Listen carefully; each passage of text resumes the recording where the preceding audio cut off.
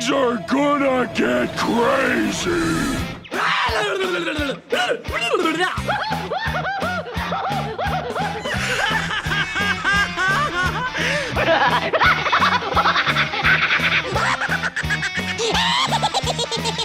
Most everyone's mad here. Welcome, one and all, to AniMat's Crazy Cartoon Cast. Yes, I am back, and boy, do we have one insane episode for you today. Remember in the last few weeks where it felt like there hasn't been a whole lot of major news that actually came out, you know, that we had a bit of a dry spell, and even to the point where I skipped 1 week because there wasn't really much going on during that time? Well, now this week, however, oh boy, did that change, because there has been so many news in which to go and cover and to talk about, and that really let out a whole lot of insanity. Now, just to let you know, I'm not going to be covering all of them, but I will be highlighting some of the most significant ones that did occur. And I can even tell you now, a lot of them are related to Disney, because oh boy, what a week that Disney have had. I don't know if it's really an admirable one, but it's certainly a week that not many people would want to go and forget. And we are going to go and cover them one by one in this episode, along with a few bonuses, like a couple of teasers that we are about to get into. Oh, and I can already hear the excitement. Thank you, Daniel, for the subscription. Oh, and yeah, I do see that. Yes, I have heard also that Ray Stevenson has passed away on the day that I am recording this, so that definitely is unfortunate, and may the man rest in peace. So from there, though, we definitely have an exciting episode, and honestly, I cannot wait to get into it, especially when I feel fully ready when compared to last week, because seriously, I'm just gonna say right now, I honestly had a burnout after the episode. I mean, like, I went immediately from going into an audition, then trying to drive back home when there's traffic, and then arrive at home to go and start a podcast in which I ended up 10 minutes late with a special guest star. Oh boy, like, I had a rush of stress, and right afterwards, I just completely deflated. Like, it was not fun to go through, but I am a lot more relaxed since last time. Like, I'm a lot more prepared, so now I am set to make one hell of an episode, an unforgettable episode even. So with all that said and done, I would like to go into the chat wall, and now I would like to ask you all, are you ready for today's episode of AniMat's Crazy Cartoon Cast? Let me hear it, folks. Oh boy, KS is definitely ready with that subscription. Thank you very much, dude. And yes, I do see some people. Also, JF, congratulations for finally coming out. I'm glad that you now admit it. And now, with all said and done, I think it is now time that we shall go and get things started. And with our first story that we have over here, we are going to go and discuss about an update regarding a previous story that I talked about in AniMat's Crazy Cartoon Cast. Now, last week when I was with Dave, aka Doggins, we discussed about what's been happening with Disney Plus and how they are doing some major change of plans where it's going to be completely different by the end of the year. So from there, they have announced that they're going to go and possibly blend the content of Hulu and Disney Plus so that they can all just be under Disney Plus, at least in the US. Oh boy, already, like, just noise is just popping out, and it's just a lot of fun. Anyways, yes, last week I talked about Disney Plus, but we have received a bit of an update in which, there's a lot more Disney Plus news where that came from, including a major lawsuit. Yes, Bob Chapek is back in the news, in which now he, along with a few other executives, including former executive Kareem Daniel, the current chief financial officer Christine McCarthy, and even the whole Walt Disney Company itself, are now being sued because the shareholders felt like they were being misled in regards to the health of Disney Plus. To really go into specifics, it's all the shareholders or those who have purchased a share of the Walt Disney Company between December 10th, 2020 and November 8th of 2022, in which they felt like they were completely misled by the executives in regards to how things are going on the business side of Disney Plus, in which in actuality did not turn out to be as well as what Bob Chapek or any of the other executives have been leading on to. In fact, to read you what the complaint is, reading directly from my source on Deadline, it states here, defendants throughout the class period made false and or misleading statements and or failed to disclose that 1. Disney Plus was suffering decelerating subscriber growth. Man, I'm getting into Porky Pig mode for some reason. Excuse me for that. Disney Plus was suffering decelerating subscriber growth, losses, and cost overruns. 2, the true costs incurred in connection with Disney Plus has been concealed by Disney executives by debuting certain content intended for Disney Plus initially on Disney's legacy distribution channels, and then making the shows available on Disney Plus thereafter to improperly shift costs out of the Disney Plus segment.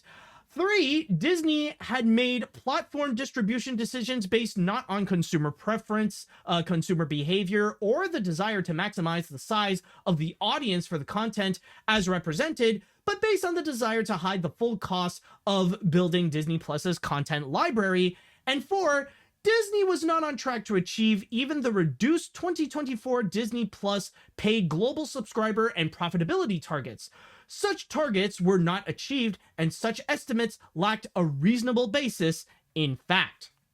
So we don't necessarily have an idea of how much they're going to go and sue, but apparently they did mention over here, specifically the 39-page filing cites a November 8th earning missed by Disney in its quarterly financial results, including a monumental operation loss of $1.47 billion for streaming. Disney also reported a decline on its average revenue per Disney Plus subscribers. So basically, the shareholders felt that they were pretty much lied to by Bob Chapek and a few other executives, to the point that when they did purchase their Disney shares, it ended up costing them more so than they did gain. And it was all based on the lies that they would tell them, where the executives would say, everything's fine, when in reality, it was actually not fine. But that was not the only bit of news that we did get from Disney, and specifically in regards to Disney Plus. Now, you remember last time me and Dave, we discussed about the idea that Disney Plus would go and get rid of content, that they're no longer going to host everything that they have, or at least almost everything that they have in their collection. Well, recently, now they actually put out a list of the content that they are going to be removing on Disney Plus, and we actually have an extensive list. So once again, from my source on Deadline, it states here that what we are going to be losing from Disney Plus, along with Disney's other platforms like Hulu, they include Big Shot, Turner and Hooch, The Mysterious Benedict Society, The Mighty Ducks Game Changers, The Willow series, The Making of Willow, Diary of a Future President, Just Beyond, The World According to Jeff Goldblum, Marvel's Project Hero, The Right Stuff, The Real Right Stuff, The Cheaper by the Dozen remake, The One and Only Ivan, Stargirl, Hollywood Stargirl, Flora and Ulysses, Artemis Fowl, The Princess, Encore, Black Beauty, Clouds, America the Beautiful, Better Nate Than Never, Weird But True, Timmy Failure, Be Our Chef, Magic Camp, Earth to Ned, Foodtastic, Stuntman, Disney Fairy Tale Weddings, Wolfgang, It's a Dog Life with Bill Farmer, The Big Fib, Rogue Trip, More Than Robots, Shop Class, Pick of the Litter, Own the Room, Among the Stars, Harmonious Live, and Pentatonics Around the World for the Holidays. Now, for the content they're removing on Hulu, they include Why, The Last Man, Pistol, Little Demon, Maggie, Dollface, The Hot Zone, The Premise, Love in the Time of Corona, Everything's Trash, Best in Show, Best in Dough, Darby and the Dead, The Quest, Rosalind, Life Before Zero, Next Generation, National Geographic's investigates LSD and psychedelics, 9/11, One Day in America, The Armstrong Tapes, Buried Secrets of World War II, Bin Laden's Hard Drives, Croc That Ate Jaws, Trafficked with Mariana Van Zeller, Drug Lords, The Next Generation, Extreme Rescue, Most Wanted Sharks, Locked Up Aboard, North Korea Inside the Mind of a Dictator, To Catch a Smuggler's Rome, Ultimate Survival World War II. And in terms of the content on Freeform, the ones they're getting rid of include The Come Up, The Deep End, Everything's Trash, and Keep This Between Us. Now, normally there were a few more that were added onto the list. And one of the most prominent ones that they originally included was the Don Hahn documentary Howard, which is the biography on legendary lyricist Howard Ashman. And in that regard, a lot of people really got upset. In fact, people made such a massive stink of the fact that they would go and remove the Howard documentary. And especially it felt like a massive stab in the back, because not only would they go and remove it when the Little Mermaid remake is just around the corner, but also when we're just a few weeks away from Pride Month. So a lot of people got massively insulted and massively furious about that removal. To which Disney then responded by saying, okay, we're sorry. We're not going to go and do that. We're going to go and keep Howard on Disney Plus. We're not going to go and touch it. We're sorry that we did that. We did not mean to anger you. And that wasn't the only one that was originally on the list, but then did not get removed.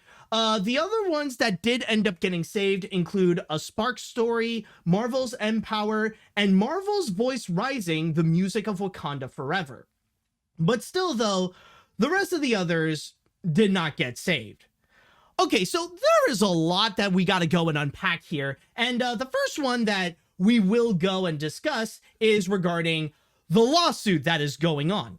And in regards to that one, I do remember there was a moment in the last episode, and this was actually Dave who said this, and it really did resonate true. And I think really it's this thing in particular that really did justify his statement, that really did feel true. And that is regarding to why is it that Bob Chapek ended up getting fired?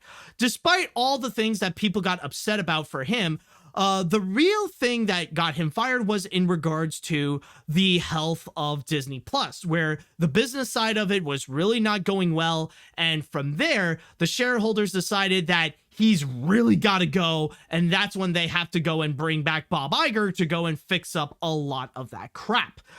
And it's funny because this lawsuit actually happened just after I did last week's episode. I even had to go and message Dave, dude, look at hey, thanks for coming by. By the way, look what just got announced right now after we did our episode.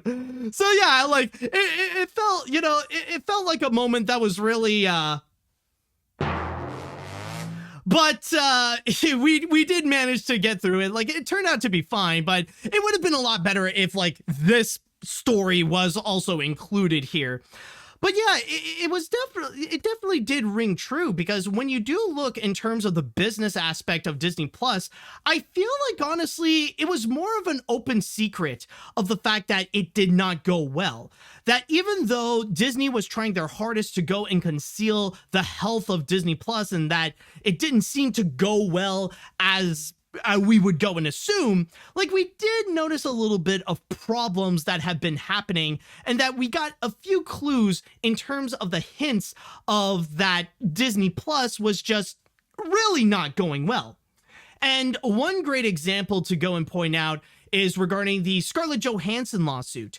You may remember that back in 2021, Scarlett Johansson was suing Disney because of how they handled the distribution of Marvel's Black Widow, where they decided to do the double release, where they decided to go and put it out on the big screen and put it out on Disney Plus because of all the complications that have been going on with the pandemic. Ultimately, Disney decided to go and settle with Scarlett Johansson, and now they're both in good terms, but that was one great example of how things are not going well. Or another prominent example is actually what's been happening in India, where Disney ended up losing the rights to go and stream cricket in the country.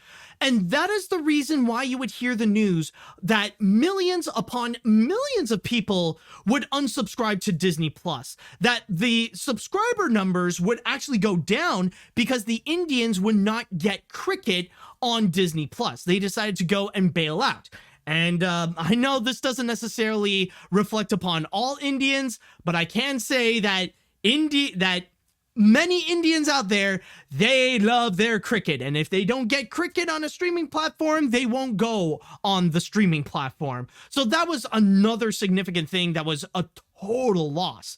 And then, of course, you would get many of the other problems that are within the business. Now, keep in mind that when it comes to Disney Plus, technically you could argue that it is still doing better than some other streaming platforms out there.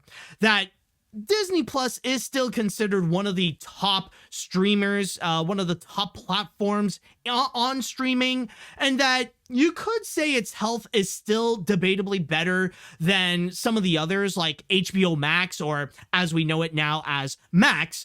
But then again, that doesn't mean that it is doing great either. And that's what we are witnessing today. That's why there is this entire lawsuit that is going on. But then at the same time, you also have the whole commotion with the content that they are taking out. And there are a few that some are still rather upset that they have removed. I mean, like, sure, there are some like A Spark Story and Howard that are saved, but then there's also another prominent one that people are upset, and that is the Willow series. Even though that show did get canceled after one season, that is one of the few shows that you can find on Disney Plus that has very prominent LGBTQ plus themes. And because they're getting rid of that, because they're getting rid of the show, they're also getting rid of a significant part of the LGBTQ plus representation that you can legitimately find on Disney Plus. And I will say, though, that the big reason why they are doing this big move, it has nothing to do with representation. It has nothing to do with any of the LGBTQ plus themes or whatever. There's really no politics that have gone into the removals. Really, what many people are saying right now is that the big reason why they're doing this big change is because of the writer's strike. And that's the big reason why people are so upset with all these removals, or at least the primary reason is the fact that Disney Plus is removing all the content so that they can go and save up money so that they don't have to go and pay the residuals to the people who have worked on the on all those projects. They don't have to pay the actors, the directors, the producers, the writers. They don't have to pay anyone for it. It's a tactic in order to go and save up money. And I mean, we have already heard that Disney is doing some significant changes to themselves in order to go and save up at least $5 billion by, if I remember, by the end of 2024 or something like that. But the point is that they want to save billions upon billions of dollars. And this is clearly one of those strategies. And it's more or less of a dick move that they are doing because they're trying to save up money by not paying others for the work that they have done to Disney. And that's why we're seeing this massive controversy. And in a way, if you do look at what they're trying to do, trying to go and heal up the health of Disney Plus, it's like, in a way, it's kind of like good, but also not good at the same time. Like, maybe this will go and help up with the health of Disney Plus to actually function better as a platform, to make sure that the business is rolling a little bit better so that they could focus more on the quality of the content, more so than putting out as much content as possible, quantity over quality. But then again, it also hurts more the reputation of the Walt Disney Company because of, well, we all know that Disney has a very anti-union stance, and that this is kind of another move of their anti-union stance by just getting rid of content, that they're pulling a very similar tactic to what we have seen last year with HBO Max, where they were just on a massive purge, where they were just getting rid of content one after another just to go and save up some money, because we all know how the transition to go and like form Warner Brothers Discovery really, well, it wasn't great to say the least. And to see Disney now copying those tactics of trying to get rid of content in order to save up money, it really is heartbreaking and also frustrating, especially for the people who have worked on those specific projects. Like, I know there are probably some people who are celebrating of the cancellation of projects such as the infamous Artemis Fowl movie, but then there are many others as well that a lot of people were hoping that maybe they would see more content of, or that they were fondly enjoying. Like, there are some content, like some people who have worked on projects like The Princess, for example, that they were very much upset, or like some projects that people did enjoy, like The One and Only Ivan, or even Flora and Ulysses. And like, I'll even say myself, like, there are some things that I didn't watch most of them, of course, but there are some that I did enjoy, including I remember just you know, in my downtime, like I watched a little bit of The World of According to Jeff Goldblum.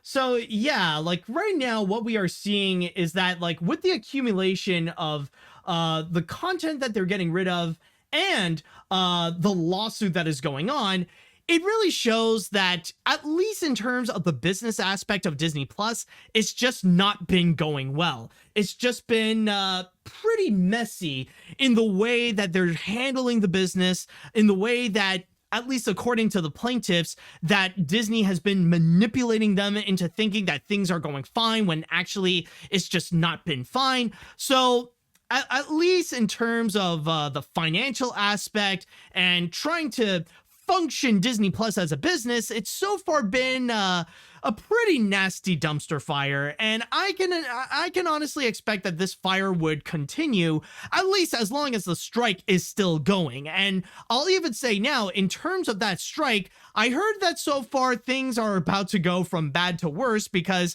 not only is the strike still going on with the writers, but there is a possibility that maybe, I could be wrong, but maybe the actors could be joining them as well, and SAG-AFTRA could actually go on strike and join the unions, which could be very cataclysmic to the entire entertainment industry, or at least in terms of Hollywood. So yeah, so far it's just been well, I already told you that we're about to get into some insanity, but already with this story, with this first story alone, this is just a piece of some of the insanity that Disney has to go and deal with.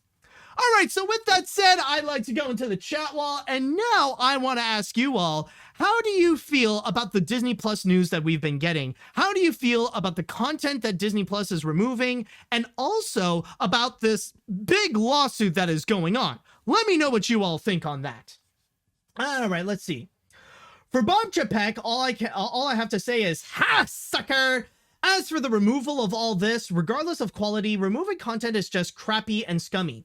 People made that, and it should be available, and it shows how much they clearly don't care, considering that they were about to throw away Howard without even thinking about the implications. Thank God they reversed course, but seriously, just a crappy move, especially during a writer's strike when they're asking for more residuals from streaming. Definitely. Let's see, what else do we have?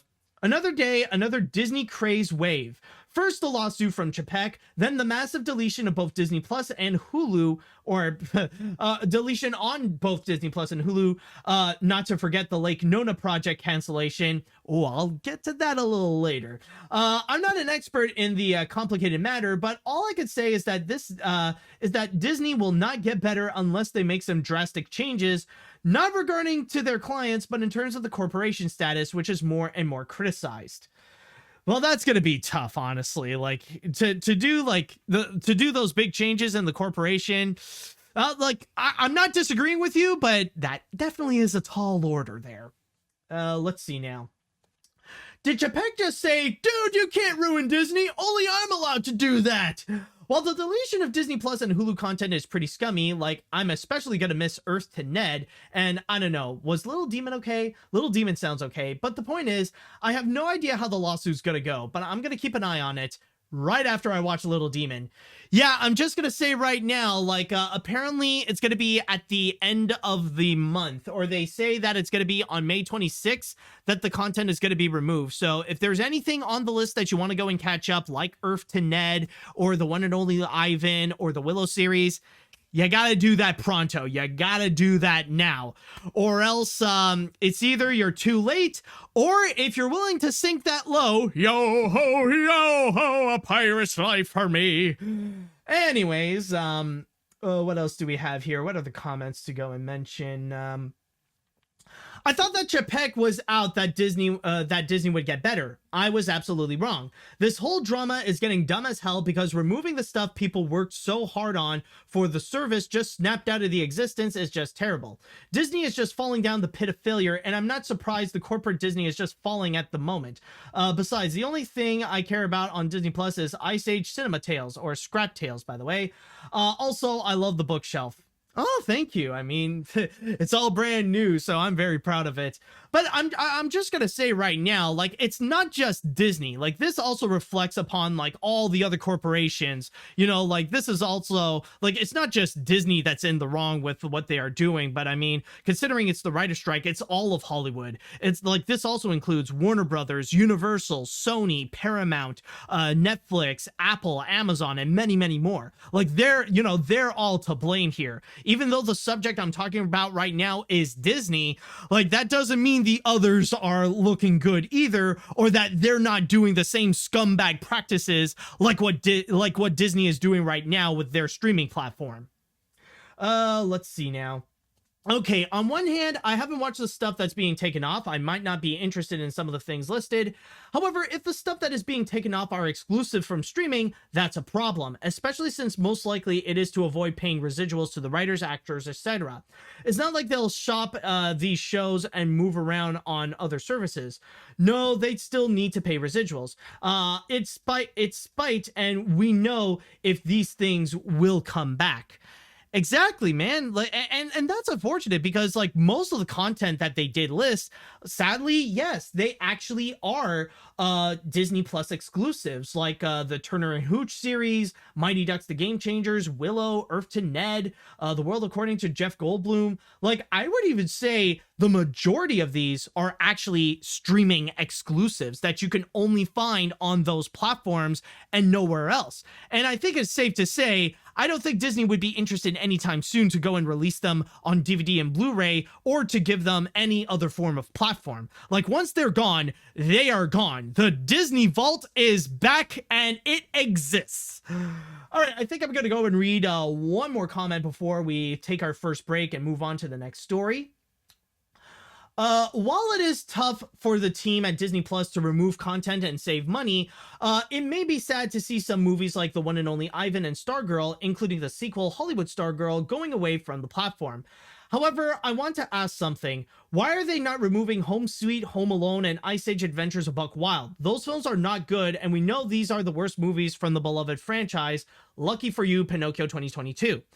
You know, this is not, I'll just say now, this has nothing to do in terms of the quality of the content. I mean, like, yeah, there are some stuff on Disney Plus that are absolutely garbage, but the reason why they're not removing it is because they're doing well in the platform. The reason why they're getting rid of some of the content like Willow or Turner and Hooch or The One and Only Ivan or Stargirl and stuff like that is because they're not doing great in terms of the numbers. Like, keep in mind, this is all about business, and they're removing the things that are not doing well in terms of business. Again, it's not about the quality, it's about the numbers that they are doing on Disney Plus. All right, so we're going to go and take our first break right now. And hold on, folks, we are not done with our discussions about Disney, because there's also one other thing that they are removing. It's not just content on Disney Plus, but they're also getting rid of an entire hotel. So stay tuned for that. Now, our next story that we will discuss will indeed be regarding a cancellation. And I do see in the chat wall right over here, the subject has been prominent, and some people have even brought up about the cancellation of the live-action remake Powerpuff Girls series, which I know some people are celebrating because conceptually, it's just an absolutely horrible idea. Maybe there would have been a chance that it would have turned out great, but there were very few confidence for that show anyways. But I am not here to talk about the Powerpuff Girls reboot. What I am going to be talking about instead is another major closure, something that has often been looked down as an absolute fail ever since the beginning, ever since the announcement. And now, well, I will say that its cancellation did arrive much sooner than anyone expected. And what I'm talking about, of course, is in regards to the Star Wars Galactic Starcruiser. Yes, after 18 months, or, technically its lifespan will be 18 months, but I will be getting into that.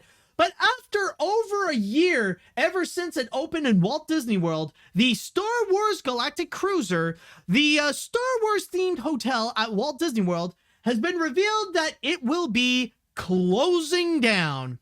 Yes, you can no longer go on a cruise ship or on a Star Cruiser to go and set sail on a galaxy far, far away.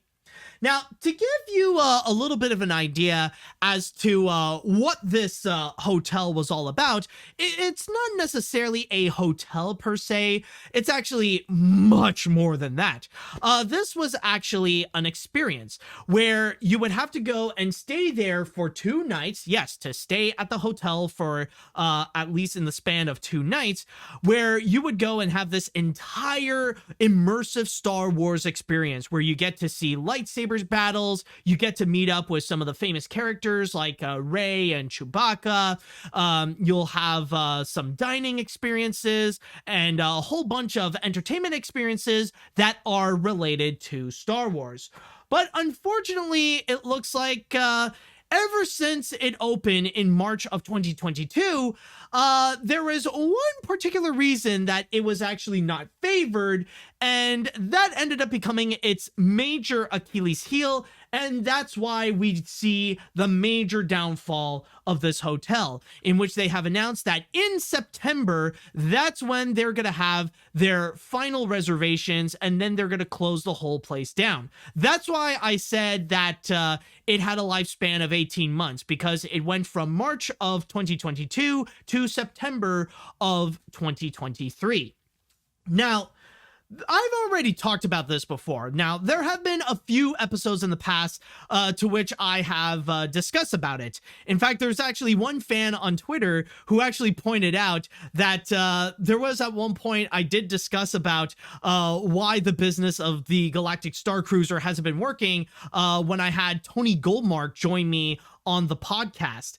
But I think it is pretty clear as to one reason specifically as to why all of this completely failed. Now, I'm just going to go and start off by saying that in terms of the hotel itself, in terms of the actual experience, it was actually said to be very good. Now, I never actually went into the Star Wars Galactic Starcruiser, like not even in my last trip, just about a couple of months ago when I went to Walt Disney World. I never actually did go into it. But for those who have been in there, a lot of them, or at least the grand majority, actually state that it was actually a wonderful experience. Like, the theming was fantastic, the experience was great. Like, those who actually did get a chance to go into the Star Cruiser, they had an absolute blast. So it wasn't necessarily the hotel or the experience itself that people did not enjoy. There is actually one reason, and the reason is actually in regards to the 3 Ps. And for those of you who don't know what the 3 Ps are... The 3 what? The 3 Ps. What are the 3 Ps? The 3 Ps of life insurance on a fixed budget are price, price, and price. Exactly. That's what it is. It's the price. That's the thing what really did kill it. And if you want to know how much it actually costs to go into it, they actually stated that in order to have a room in the Star Wars Galactic Cruiser, it actually costs around $1,200 per person per day. And keep in mind that you got to stay there for about 48 hours. So already per person, you got to stay in that hotel for $2,400. Or if you are a family of five, or if you are at least like a family of four and you need a bigger hotel or you need a bigger room, then that would cost you $6,000. $6,000 just for the hotel alone. Not for anything else. Not for the flight. Not for the tickets to go into the parks. Not for the food. Not for the merchandise. None of it. Just for the hotel itself. And that's the big thing that made people say, okay, hold on a sec. I don't think I can go and do that. No siree. That's what made people go and bail out. And that really is the thing that is a true killer, because regardless of what the quality may be within the hotel, it's just absolutely ridiculous that you would go and immediately spend that much just on the hotel. And not just that, but also on the fact that it's a hotel that you can only stay for a very limited time, that you can only stay there for 2 nights. And then afterwards, you gotta go and get out. And I'll even say that on my last trip to Walt Disney World, like, just imagining that you would have to go on a trip in which the hotel alone would cost you at least on my part would be either $2,400 or $6,000.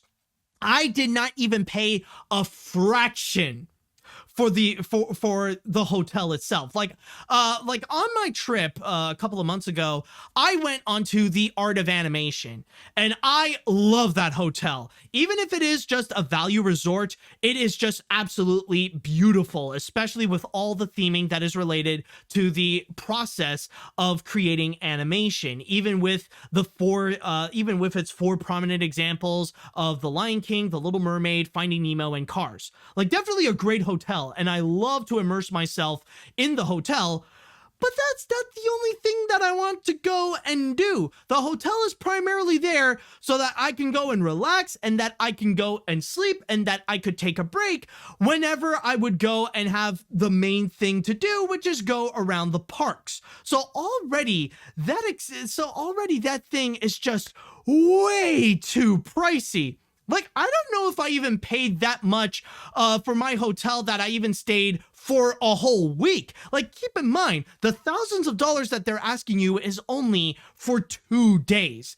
And at that point, already, a Walt Disney World trip is already expensive as F. So a lot of people are doing their best to try to make sure that they can go and save up on whatever they need throughout their whole trip. Like, there are some people who would do some cost-saving tactics where they would have to go and plan out their meals that, they wouldn't have like their regular 3-course meals on their day. Sometimes they have to go and spurse out like what they can go and eat and try to ration so that they could go and save up. That, or also that they're willing to go and wait the full standby lines instead of strategically using their Genie Plus to go cut the corners and go into more rides. There are some people that, they have to go and cut corners and save up some costs in order to have their Disney World vacation, that they have to go and make their compromises when compared to the finances that they do have. And with the Star Wars Galactic Cruiser, that's something that most people cannot afford, especially if it's something that they can only stay there for a few days. And then what? Well, where the fridge do they go afterwards? Like, that's the craziest thing. The fact that they paid that much to stay there for just 2 nights, and then suddenly the next day, okay, well, all right, folks, thank you for joining us in the Star Wars Galactic Starcruiser, now GTFO. Like, where the fridge do they stay next? Then they have to spend thousands of dollars more on another hotel, because on average, the families would go and stay there more you know, like for around like 5 days or maybe a week or maybe a little bit more. Like for some people, they're not just going to stay at Disney World for only 2 days. Like they got to stay there for much longer than that.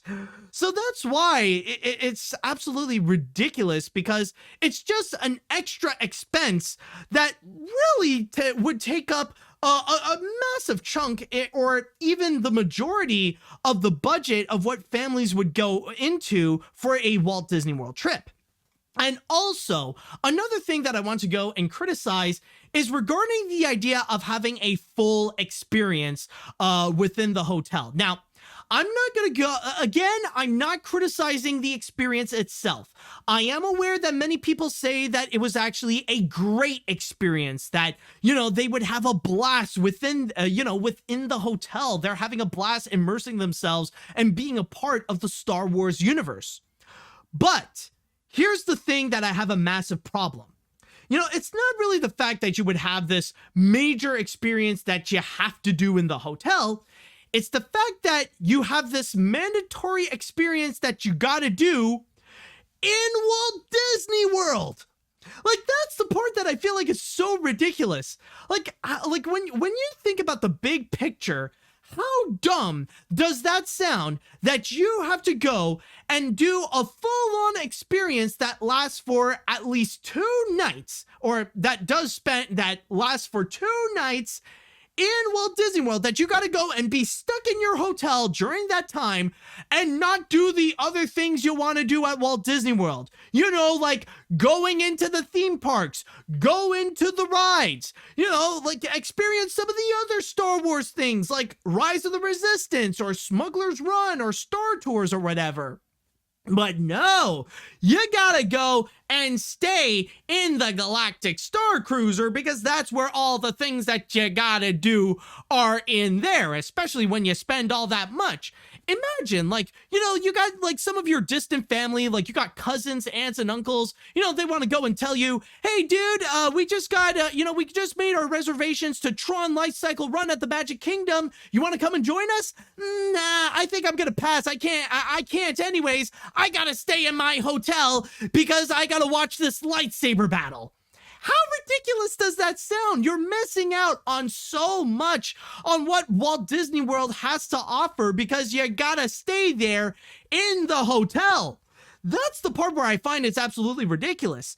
Again, it's not the experience. I think it's more the criticism of the fact that it's the location that is really stupid. It's the fact that you have to do this mandatory 2-night experience at Walt Disney World instead of spending your time on all the other things that you're primarily there for.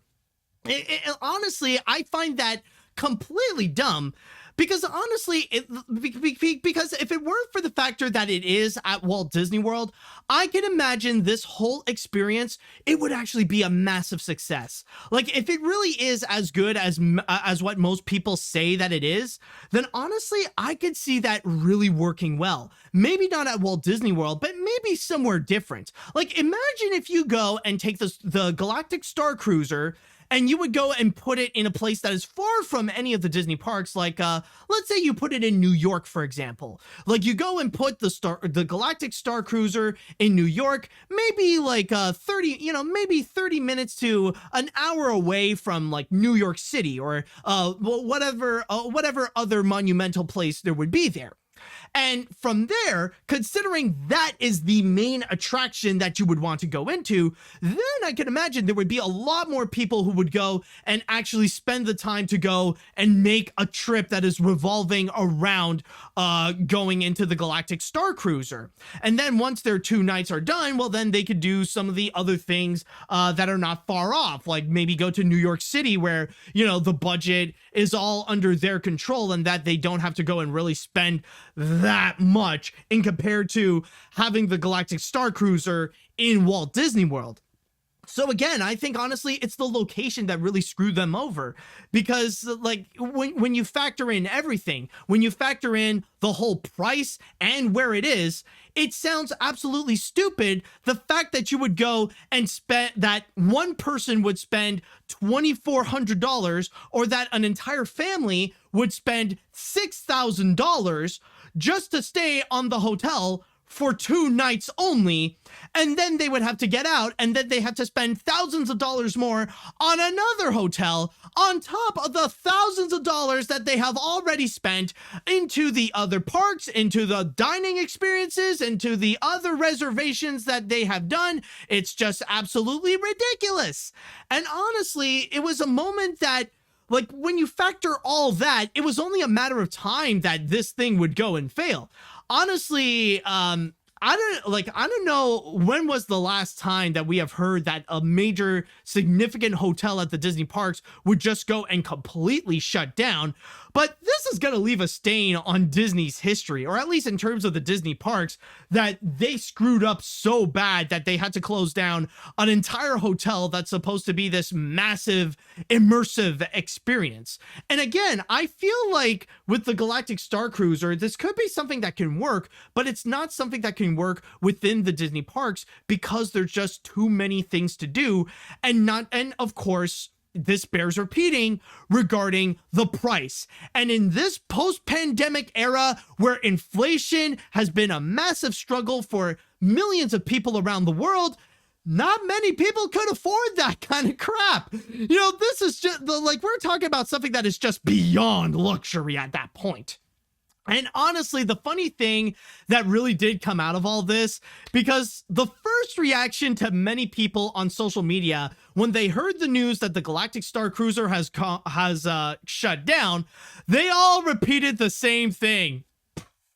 Kevin, we got an idea for a Defunct Land video that you gotta do. All of them had to go and call in on Kevin Perjurer in the hopes that one day we are going to see an episode of we're going to see a Defunct Land episode of the Galactic Starcruiser. If that's going to happen, I cannot wait. I don't know how long or how much time that Kevin would need to go and make those, considering how massively intricate and how like the production quality has become impressively massive over the years. So I don't know if that's going to be a thing that we'll have to wait until like maybe 2025 or something like that until that is being released. But yeah, I don't know. Like, yeah, I know that there's a lot of people that feel like the Galactic Starcruiser would be right up the alley of Kevin Perjurer and for Defunct Land. All right, so with that said and done, I would like to go into the chat wall. And I want to ask you all, how do you feel about the Galactic Starcruiser shutting down? Do you have any opinions about it? Do you feel like that it is definitely worth it, that needs to be done? Or also, if you're one of the lucky few that actually did go and experience the Galactic Starcruiser, I would love to know your opinion about it. All right, let's see what we got here. To be fair, I think we can all pinpoint the problem here. The park visitors aren't made of money. I mean, at $1,200 per person per night, I'd be expecting the hotel literally to turn me into Obi-Wan Kenobi, like I had to feel myself morphing into Ewan McGregor. Maybe if the price was more fair, the hotel would have worked. But overall, I have better things to spend money on, like a life-size cardboard cutout of Danny DeVito. On the plus side, though, this is going to make a killer Defunct Land video. Exactly. Like if I have to go and spend $1,200 per person per night in a Star Wars themed hotel, I'm expected to get some kind of benefit, like I can also show up as an extra for an upcoming Star Wars series or an upcoming Star Wars movie. Like, if I'm going to go into the Galactic Starcruiser and spend that much money, then I want to go and make an appearance on Obi-Wan Kenobi Season 2. I think that should be fair. I'm just saying. Okay, let's see what else do we have here. Thank Walt, I haven't set foot in that hotel or any of the Disney parks. I'm not as rich as Bezos. Plus, I want to spend it on a good vacation. I'm not going to do that in Hikimori mode, recluse in Japanese, in the hotel I booked my stay in. I want to enjoy the city I want to visit, enjoy the lifestyle there, talk to some folks there, not to stay at the traveling hostage in an overpriced hotel that I haven't have a choice to book in. All right, what else do we have? To be fair, I think we can sorry, I just got distracted a little bit. To be fair, I think we can all pinpoint the problem here. Oh no, wait, no, I already read that. Sorry. What other comments would there be? Hold on a sec. Okay, okay, right over here. Well, looks like this proves that the Westworld model is too impractical to implement right now. This was just too expensive and too impractical to implement properly. Hotels are more of a place to crash after going in the parks. They don't want to go on a pretend adventure. I like Star Wars enough, but not this much. Just a fundamentally dumb idea. Broke their land record with dumb ideas failing after Disney Quest. All right, let's see here. I'm not familiar when it comes to the Star Wars Galactic Cruise Hotel, but I've heard negative things about it. In terms of how long you have to stay and how much it costs, both of them sound absolutely stupid and ridiculous. It is no wonder why the hotel is closing down early, because those two factors alone. I don't think they were thinking, but this is a complete bust from the start. Oh, exactly. I mean, like, it was right at the moment when people have heard about the price. That's when people decided to go and draw the line and say, yeah, no, this is not for me, dog. I want to go to Disney World, but I'm not going to go to Disney World for that. Let's see now. A Disney hotel themed to Star Wars have major potential to be a place to stay at the resort.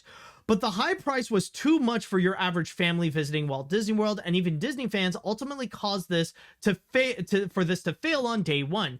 The biggest question that I'm asking is, how will Disney do with it? Will they redo it into a dinner theater / escape room, a Hollywood Studios expansion, or that proposal state prison by DeSantis? We may never know. I mean, who the fridge knows? Like, that, you know, you do bring up a very good question. What are they going to do with that much land? Especially considering that it's actually not far from Hollywood Studios. Are they going to go and expand that into a different, you know, are they going to go and expand that to be another big part of the of Galaxy's Edge? Are they going to go and turn that into a more affordable hotel, like a value resort? Because that can actually be a good place to go and create. Or better yet, you know, the comment actually brought up a very good point that, you know, technically they can make a Star Wars themed hotel, you know, make something that is not as immersive, but just like a hotel that has Star Wars theming. That would actually be a wonderful idea, and have that actually be connected to Galaxy's Edge. You know, that would be great. Just don't think too much about it. Don't turn that into an experience. Just make a hotel. That's it. You know, like I said, I love the Art of Animation Resort, but I am aware that it's nothing more but a hotel that is themed to animation. And that's all you gotta do. Make a hotel that is themed to Star Wars. Don't make some crazy, intricate experience out of it that is just way too expensive for nothing. All right, I think I'm going to go and read one more comment before we take our next break. Let's see.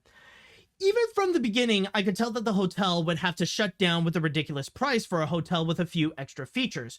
But there is also the fact that people are going through rough times due to inflation, which could get even worse at the start of June. This is just another example of how Chapek really ruined Disney on the business side. How ironic, considering that the man who was so primarily focused on money is not good at making money in the first place. All right, so from there, let's go and have another break. And when we do return, we're going to go enter into our round of teasers. And the first one that we have for you, oh man, many people have been waiting for it, but now they are about to be ready for Freddy. All right, so now we got some teaser time over here, but before we get into it, there is one more thing I want to do mention in terms of Disney in regards to like some of the other news that did come out there. That, like, as much as there's been a lot of calamity in terms of like what's been going on the business side of Disney, there have also been a few good things that did happen, or some other honorable mention news, including Aulia Carvalho confirming that she will not be reprising her role as Moana for the live action remake, and that there was also the official trailer for the Haunted Mansion. However, even though Disney was preparing for all the spooks to go and show up, there is one property out there that managed to overshadow the 999 spirits. One in which the teaser just came out, it's just under a minute, yet it went viral like crazy, and it's already becoming amongst the most anticipated movies for 2023. And so with that said, let us go ahead and check out the teaser for the upcoming film adaptation of Five Nights at Freddy's.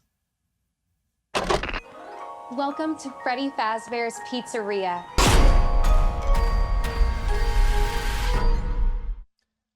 And that is Five Nights at Freddy's, the film adaptation brought to us by Blumhouse.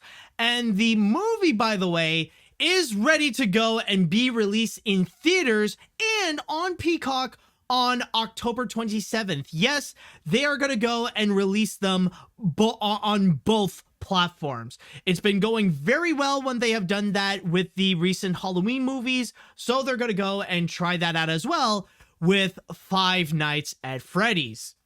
Now, I will admit that honestly, I myself have never actually played any of the Five Nights at Freddy's games, believe it or not. But I am definitely familiar with it, especially when I do watch Let's Players like Markiplier would go and play the games and would really dive deep into the lore of Five Nights at Freddy's, like how those animatronics became haunted and, you know, what's the big deal with the purple guy or the founder, William Afton, and all that kind of stuff. And we have heard for quite a long time that there was going to be a Five Nights at Freddy's film adaptation. It's just that the creator of the game, Scott Cawthorn, has been very, very picky with the script. And it's been going on for quite a long time, but it looks like now things are pretty much official, and now they are going to be ready to go and release that feature film. Now, I know that I think last time that I did cover an entire story that is related to Five Nights at Freddy's, it ended up becoming pretty controversial because it was the time when Scott Cawthorn was called out for when his finances were leaked, and it was revealed that he was donating so much to a lot of Republican politicians, specifically to anti-LGBTQ plus politicians like Mitch McConnell, Donald Trump, Elise Stefanik, and many, many more. And considering that Five Nights at Freddy's has a very prominent LGBTQ plus group within the fan base, this received a lot of backlash from Scott Cawthorn. And his response, well, instead of apologizing, he decided to go and completely nuke his entire gaming career. Which honestly, I don't regret what I've said about him. His beliefs make him an absolute spineless coward. That, like, honestly, if you're a fan of Five Nights at Freddy's, that's perfectly cool. But Scott Cawthorn as a person is nothing more but a bigoted scumbag. Someone who has, like, values that honestly should be ashamed of even possessing.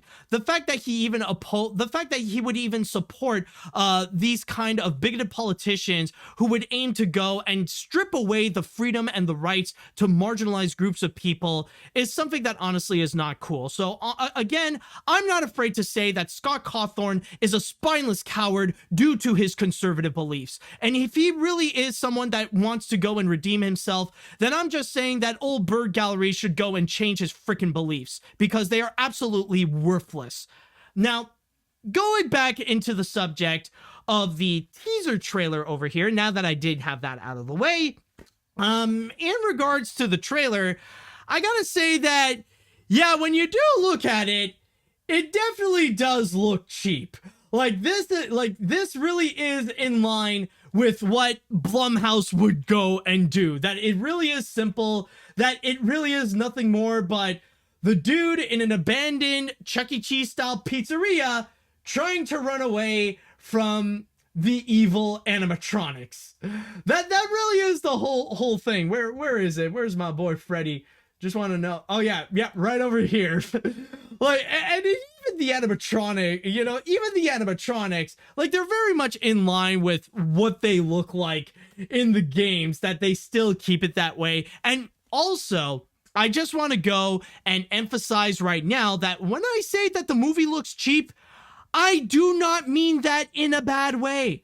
That's actually something that is more of a benefit, that from what this trailer is showing us, or at least from what the teaser is presenting to us, they really are staying true to Five Nights at Freddy's. Because keep in mind, the original game is just something that is very simplistic. It was made by just one guy, and all you have is just you're just in a room where you see a bunch of cameras, and you got like these 4 animatronics just running around wanting to kill you. That's all there is to it. It's like, in terms of creating a game, it's a lot more simple to go and produce than something like Tears of the Kingdom.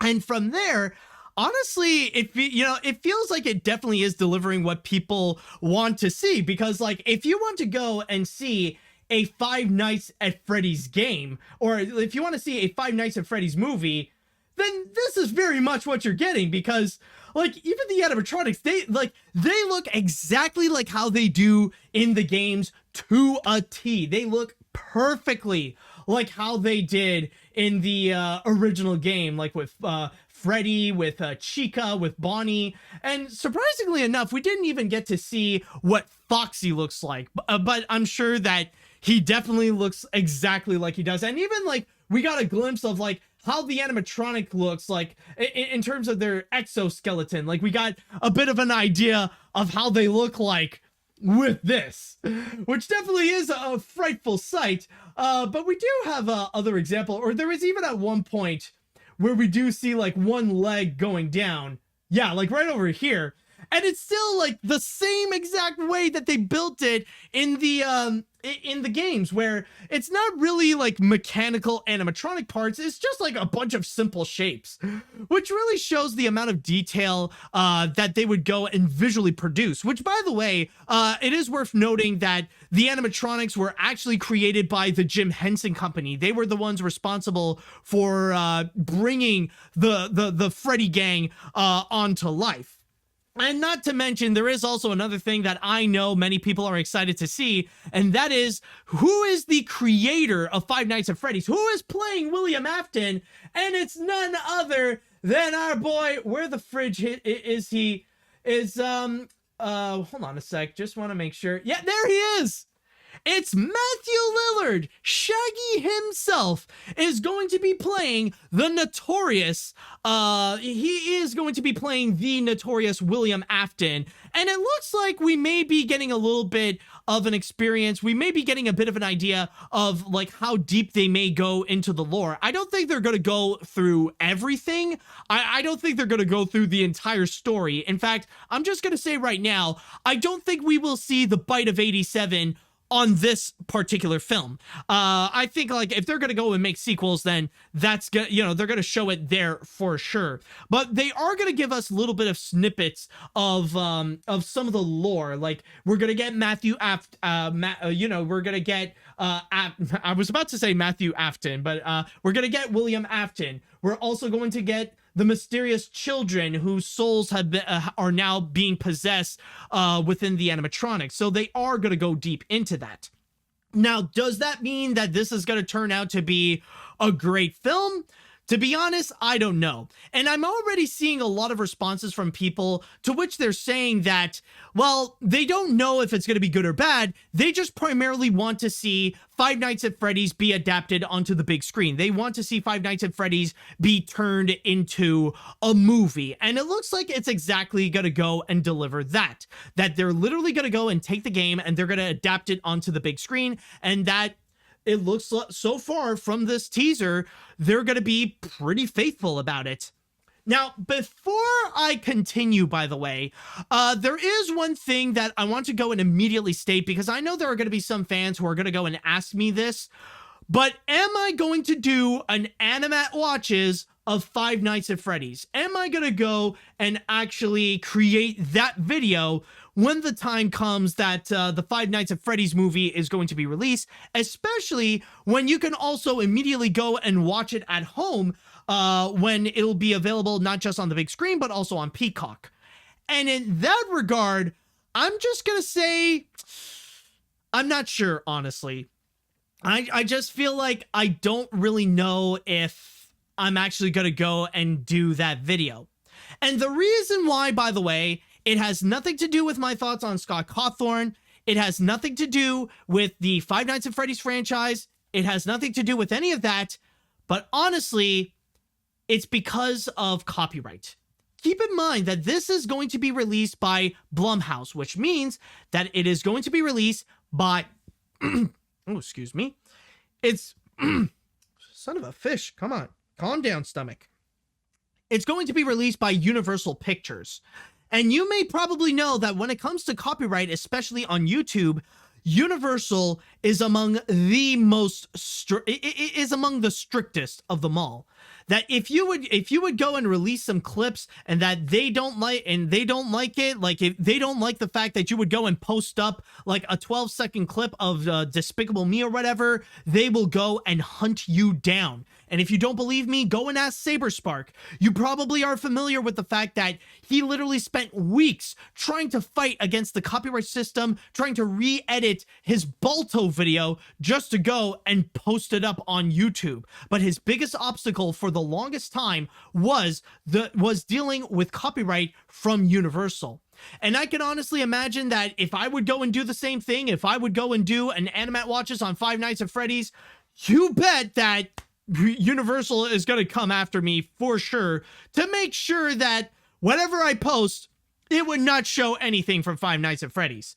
So from there, like, honestly, if it weren't for that, honestly, I would definitely be down to do so. I would definitely be down to have that in my collection, you know, because honestly, it would be, you know, like for me, I definitely am familiar with the Five Nights at Freddy's lore. So I would be curious to see how they would go and adapt it to the big screen. And also, my most popular AniMat watches are the Five Nights at Freddy's type movies, such as the Banana Splits movies and Willy's Wonderland. So from there, I think it would have been, you know, it would be like no questions asked. I would definitely go and do that. But honestly, it's just the copyright that is a major problem. Like, if I would do it, then I would have to find a way to go around it, either like go through the process of fighting the copyright system and like maybe risk giving a strike to my channel until like I can completely take it out. And then from there, I can go and actually release it. Or there may be some, or I would have to go and reformat the video so that I can go and release it. I would go and properly release it without getting in trouble with the copyright and stuff like that. Honestly, it just feels like it would be a massive, it would be a massive hassle. So honestly, I don't know. We'll just have to wait and see. Normally I would want to, but it's just dealing with the copyright that I feel like is a massive problem. But anyways, if you are interested in checking out the Five Nights at Freddy's movie, then again, keep in mind that the film will be released in theaters and on Peacock on October 27th. And with that said, I would like to go into the chat wall and I would like to ask you all, how do you feel about this teaser of the Five Nights at Freddy's movies? Are you interested in checking this out? Do you think it's going to be good? Do you think it's going to be bad? Let me know what you think. Let's see. So I'm not a gamer, and so my opinion on FNAF is non-existent, other than the creator is other than where the fridge is it? It's just that the whole thing just like went everywhere. Sorry. Not other than the creator is trash. Regarding the movie, it's fine, but I feel like the movie is at least 6 to 8 years too late. I can imagine that fans being excited, but also maybe apathy. I think FNAF was at its peak in the mid-2010s, still popular, but not as big unless you're Matt Pat. But exciting for Matthew Lillard to be seen. He's a treasure. Oh, definitely, man. It would be a lot, you know, it's just fun to see Shaggy being a part of the Five Nights at Freddy's lore. Let's see. Yeah, Mario movie who? This looks like the right amount of insane. Matthew Lillard as the purple guy is doing a good job. It looks like it has the same keep one eye open vibe that the game has. And the animatronics look fantastic, even if the red eyes make them look like they're baked as a pie.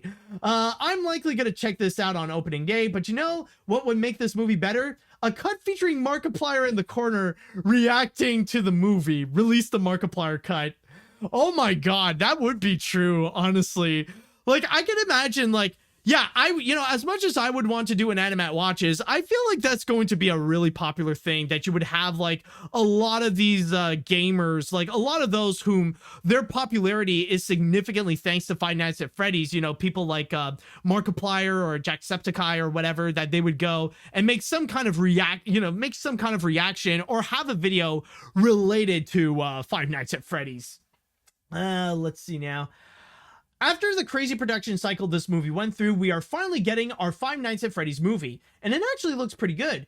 Not only does it look like it captures the feeling of being trapped in a crammed location, but with animatronics looking great and faithful to the games, which were done by the Jim Henson Creature Shop. With Matthew Lillard, though, I'm just hearing Shaggy saying, "Soy Scoob! I think those weird animatronics are possessed by the souls of dead children." Oh boy, nah. Shaggy is gonna be evil, though. Shaggy is gonna be the cause of why those kids are dead. You know, it's gonna be like, I'm sorry, kids. I'm just in it for the pizza, man. Can you please give me another chance? All right, let's see what else do we have here. I never played any FNAF games, but I have seen YouTube videos of them, including an Honest Game trailer where it spooks Honest Trailer Guy. I know it has been in development hell for years, going through Warner Brothers to now with Blumhouse and Universal. Now that it's finally being made, it looks legit, including the animatronics that have been that the Jim Henson Company has provided. Will it be good? Maybe, unless it sucks given Universal doing a Peacock release like they did with the recent Halloween films.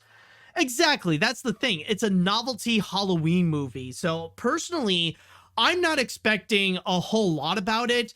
I'm not expecting this to be like the best movie of the year, you know? For me, I'm going to be approaching this the same way like I did with Willy's Wonderland and with the Banana Splits movie, you know? It's just going to be a cheesy and campy horror flick where you may have some blood and gore. So, I don't know. We'll see how it goes. Let's see. Oh boy, this will definitely be an interesting one for sure. Just to let people know, if anyone lives in the Denver, Colorado area, Matthew Lillard will be attending Fan Expo in Denver for June 30th to July 2nd. So I'm sure after knowing he's in FNAF, it's going to be quite a Fazbear Fest. And that little comment is brought to you by the Denver, Colorado, by the the Fan Expo in Denver. All right, I think I'm going to read one more comment before we go and move on to our next teaser. Finally, after all these years, my childhood dream has happened. For real though, Matt, I am so happy about the Five Nights at Freddy's movie because I loved the first three when I was 9 and Security Breach as well. Overall, I'm happy this movie is finally happening and I hope Scott makes a cameo as the phone guy. I hope this exceeds my childhood expectations. It is also the first movie I will get to see as an adult. An adult! Oh my god! All right, anyways, with that said, we're gonna go into our next break right now. Oh, saliva got to me. But anyways, we're gonna go into our next break, and we got one more teaser that we are gonna be looking forward to, and we are gonna be jumping from what is possibly the most anticipated movie on Peacock to the most anticipated animated film on Netflix. And we are back. Now, when it comes to our next teaser that I have over here, it's interesting to note that Netflix actually did put out a couple of teasers. One in which, well, specifically, they released 2 teasers that are going to be for animated movies that they will release during the summer. One of them is actually going to be Miraculous Ladybug and Cat Noir the movie, which apparently is going to be a prequel to the entire show. But what I'm going to be talking about is not that. What I will be looking at, oh, and by the way, just a quick side note, but also, apparently they have also revealed that the Miraculous Ladybug and Cat Noir movie will be released at the end of July. But what I'm going to be looking at instead is actually the most anticipated animated movie released by Netflix.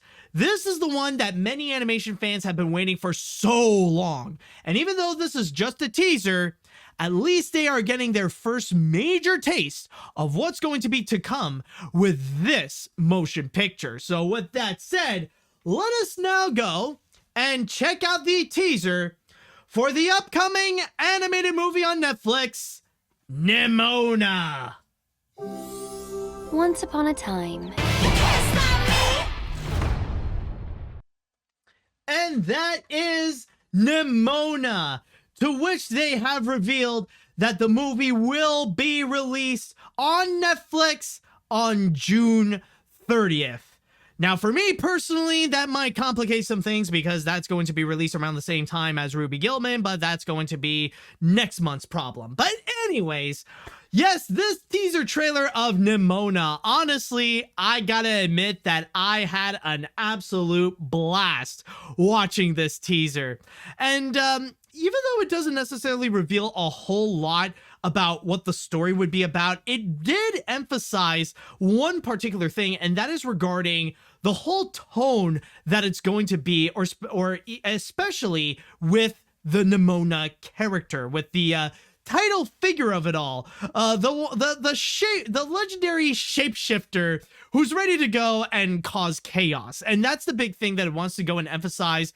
And I don't know if this is necessarily going to be the entire tone of the whole movie, but if it is, oh man, I am down. And even what they did show is actually a lot of fun. Like, you got the whole beginning where they show this like fairy tale kingdom shown in like a whole bunch of little cutouts. You know, like you got this stuff happening over here. Honestly, the style of animation that they were presenting, like throughout everything, like with all the chaos, and especially with all the different like little cutouts, like just mixing and matching everywhere, honestly, it reminds me a lot of the Mitchells versus the Machines. It kind of reminds me like it has kind of that sketchy little tone that we're kind of getting into the head of the main character, who is a lot more chaotic than what is considered to be the norm.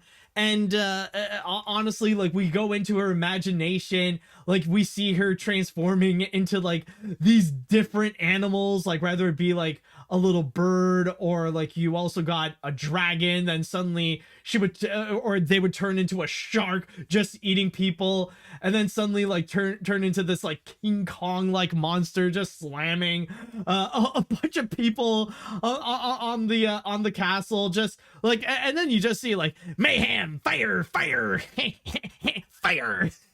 you know, just like you just see like all the chaos that she's just trying to do, and even or that they're doing, and even the lair that they're living in right now, like with all the different weapons, with all the drawings that they have done, and even like you look behind them and you see like just the you see all the different targets, like they have like a nemesis wall, or I think it's like the one person behind them that is their nemesis, and then like you got all these different photos. Oh yeah, actually, you know, looking closely, it's like, yeah, you got like drawings of all the different animals that they turn into, you got some of the other characters, you got newspapers like the queen is dead and all that kind of crazy stuff.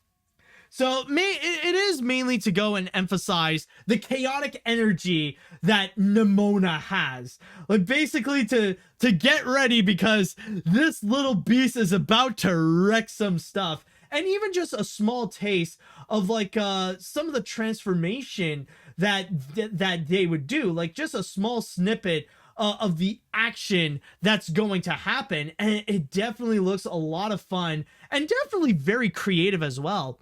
And I'll even say that like with all the different transformations that you do see with the character, like just like all the all the different animals that Nimona would turn into, it kind of like already it's reminding me a lot of The Sword in the Stone, like the big wizards duel scene where you see Mim and Merlin just transforming into different animals to try to outwit each other.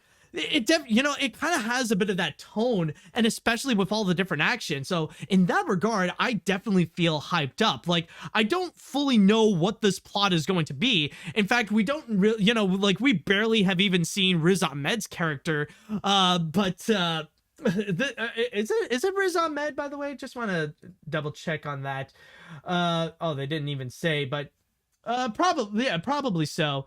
Wait a minute. Apparently they're did I crash? Oh no, okay, never mind. Wait a minute.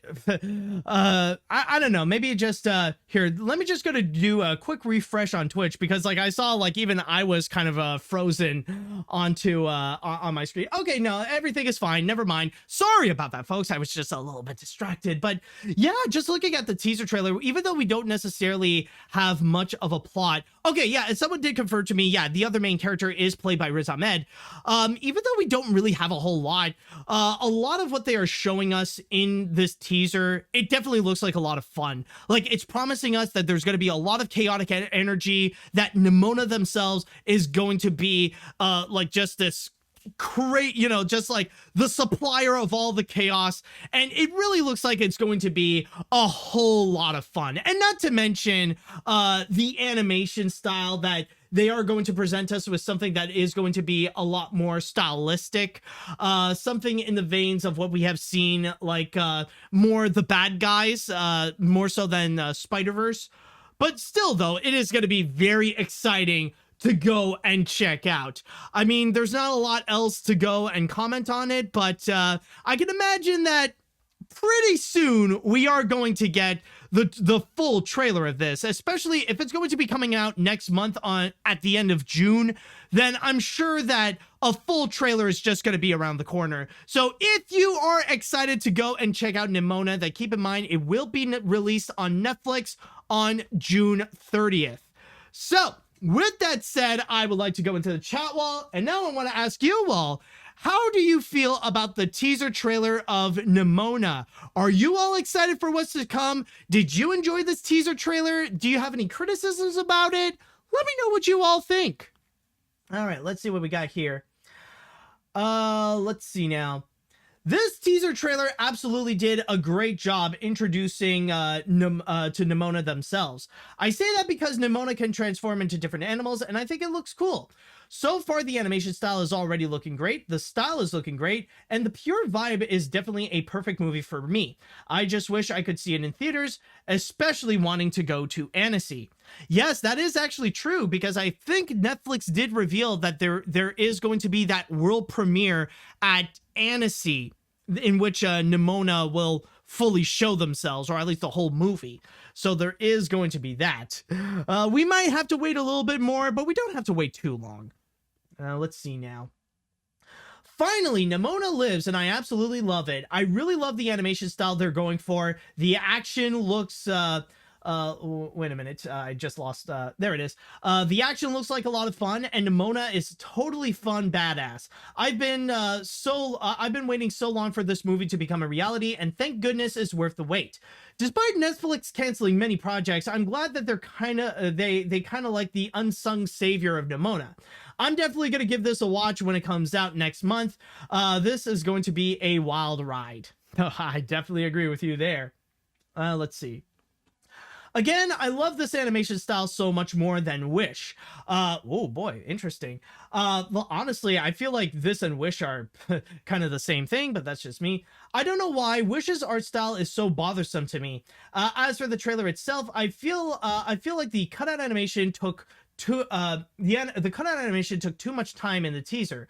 Also, I feel like that Netflix is treating this like Vivo, but only releasing the teaser a month before its release. Nimona, both the character and the movie, looks fun and wild.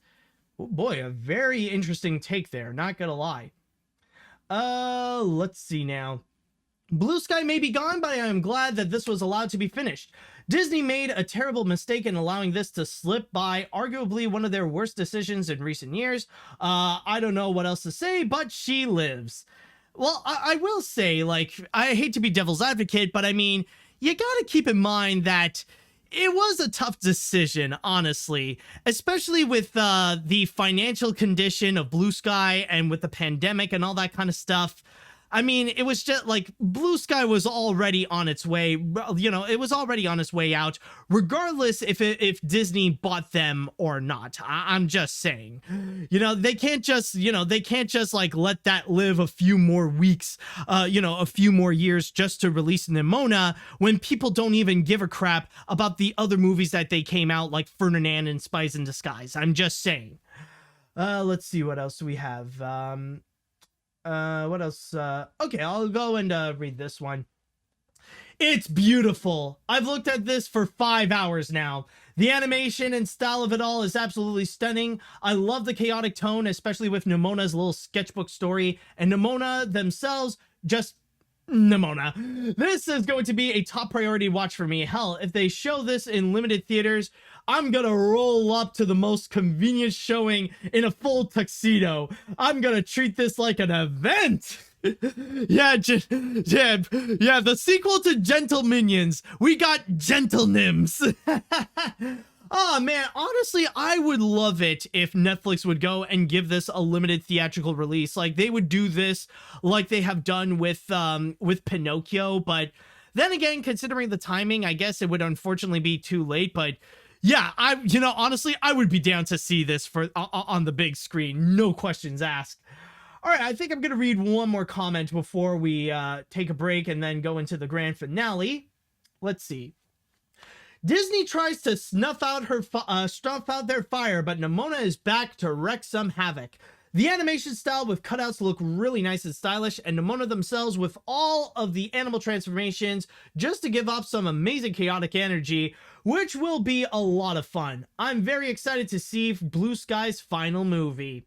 And keep in mind, I already see some excitement for this film, so remember that Nimona is going to be released on Netflix on June 30th, so keep in mind on that.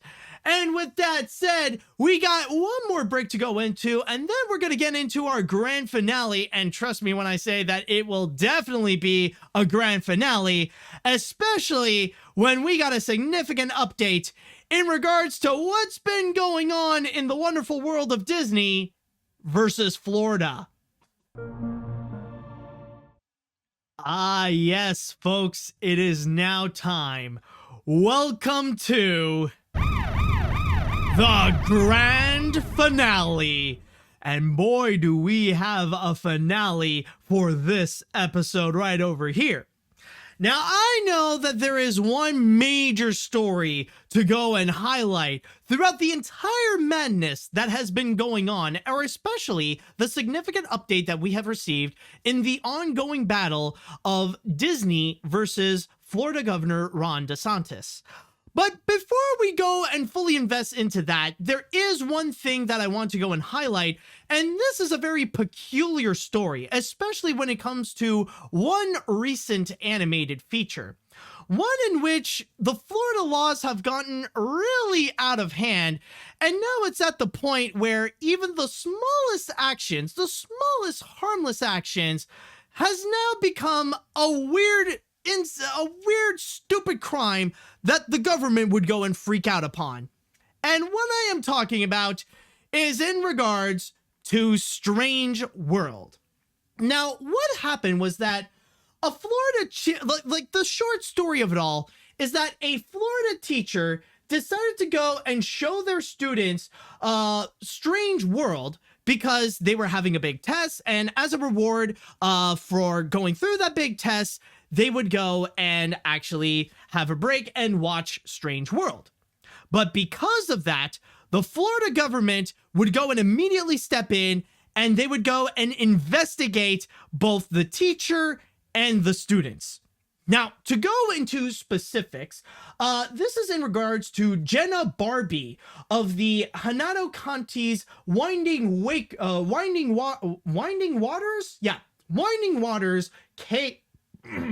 excuse me. Let me repeat that. Jenna Barbie, a teacher at Hernando County's Winding Waters K-8 school. And like I said, what she would do is that there was a big test that the kids would have to go through. Actually, you know what? Instead of me explaining that, I will let Jenna Barbie herself go and explain it, specifically through my source here on Deadline, to which she states, I am a teacher that is under investigation with the Florida Department of Education for indoctrination for showing a Disney movie, she said in the over 6-minute TikTok video. Barbie, a first-year teacher, explained in the video that she wanted to give the students a brain break after a morning of standardized testing. The students were split in the afternoon between Barbie's class and another teacher's class into those that had finished their tests and those that had not. Barbie said that all parents had signed petition slips allowing them to show PG-rated movies with no objections to specific content. Now, the reason why I was turned in is because one of the split students was a school board member's daughter, she explained. That school board member is currently on a rampage to get rid of every form of representation out of the school. Barbie says she ended up meeting with the school board member and says she understood her perspective, that she really doesn't want this shown at her house, adding, I never saw that perspective before, so I didn't think it was a big deal, but seeing how upset she was, I told her, I understand my lesson. Now, why is it, though, that she would go and choose Strange World out of all movies, out of everything that she could have picked to give the students a brain break? Why is it that she went with Strange World? Well, her reasoning that she explained was that the school board member, it's already that one. The school board member had already reported Barbie that there was not much she could do at that point. Barbie said she chose Strange World as it relates to the curriculum about Earth science and ecosystem and how they interact with plants, humans, and animals. So it really went well with what they had been studying. So, it's kind of like a smooth transition, like to still get into the theme of what they were studying, but still be considered a bit of a break. My thought process was that, what a better way to showcase all of these standards along with huge lessons of overcoming differences, spreading kindness, communication, and chasing your dreams. So she thought it would be perfect for the scenario and for the subject that the students had been going through. But maybe she had forgotten about it, or maybe she was okay with it. But there was also the factor of Ethan Clade, the LGBTQ plus character in the movie, or the fact that he was prominently gay because he had a crush on a guy. And that was pretty much it. It's just a character who just so happened to be gay. Now, when it comes to that subject in particular, the teacher was actually pretty cool with it, even stating over here, Barbie says that having an LGBTQ plus character in the film is not the reason she showed the movie in class, noting that she has a lot of 5th grade students who have come to me this year, long before showing this movie, talking about how they are part of that community, and it's no big deal to me. Not pushing anything, just being accepting. That's what I do. Barbie says that the LGBTQ plus aspect in the movie is harmless and it's only a talked about crush, noting that the parents of the movie kiss a lot and that wasn't even brought up. None of my students cared or batted an eye. They didn't even know this was a big deal until the board members and the states made it a big deal, Barbie said, adding that it has been more traumatizing to the students having an investigator interrogating them. And that was the big thing. The fact that the Florida government made a massive stink at one teacher who showed Strange World to the students. It was that bad to the point that the Department of Education had to go after her because she would show Strange World.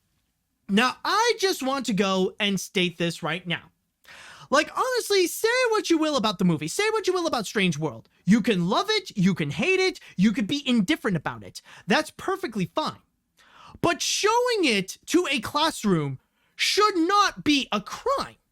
That's all part, isn't that supposed to be part of freedom? It's just showing a movie. That's literally it.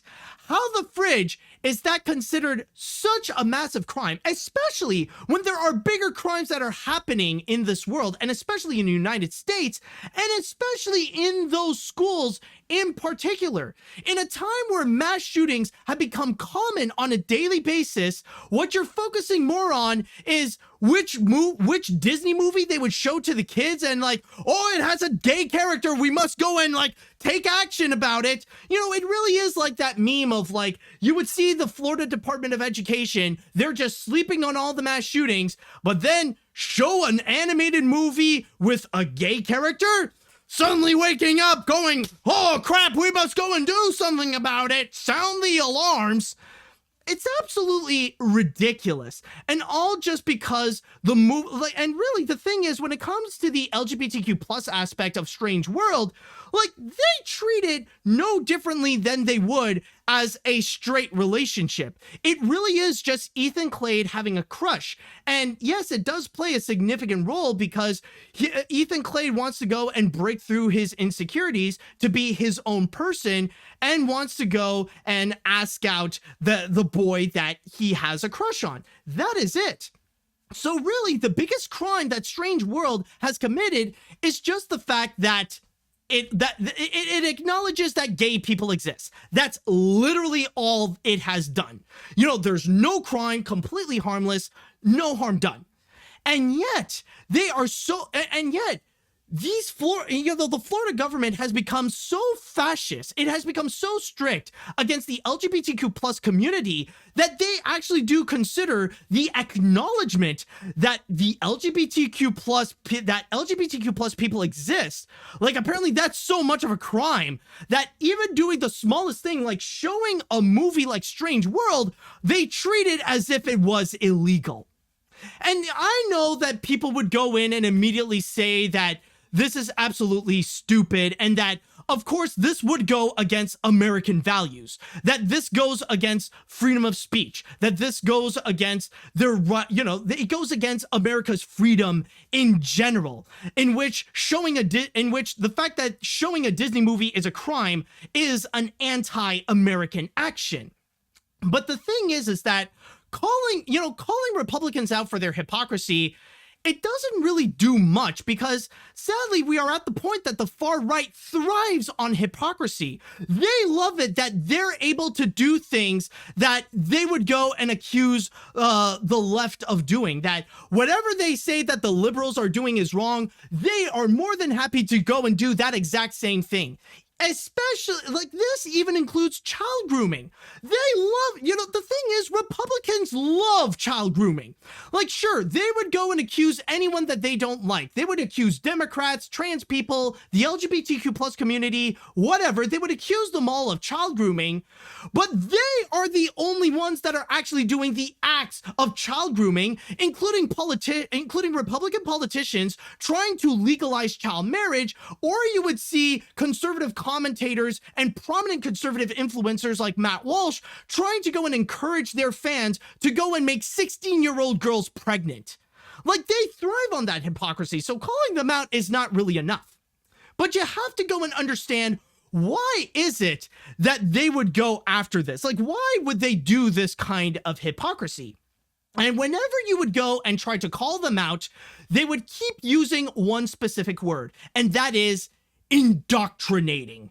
You know, they keep using that word as their one defense to explain why is it okay to go and censor, to go and ban books. The reason why their hypocrisy towards the LGBTQ plus community is perfectly fine, despite the fact that they would accuse liberals of doing the exact same thing. And their reason is because of indoctrinating, that they don't want to indoctrinate children, that they don't want to go and indoctrinate people to go and think that LGBTQ plus people are okay, or indoctrinate them to become trans, indoctrinate them to become gay. You know, they would go and use that excuse. But anyone with a functioning brain knows that there is no such thing as indoctrinating people to become gay or indoctrinating them to become trans. That does not happen. But why would they think that? Like, are they just lying their way in order to embolden their bigotry? No. For me, I feel like, honestly, conservatives really do believe that. They really do believe that people are being indoctrinated to becoming trans and being gay. But the reason why is honestly very sad. Because the thing is, in conservative cultures, indoctrinating is a way of life. They live in a society where they're in this massive hierarchy where no matter where you are, there is always someone that is above you who tells you what you should do and what you should not do.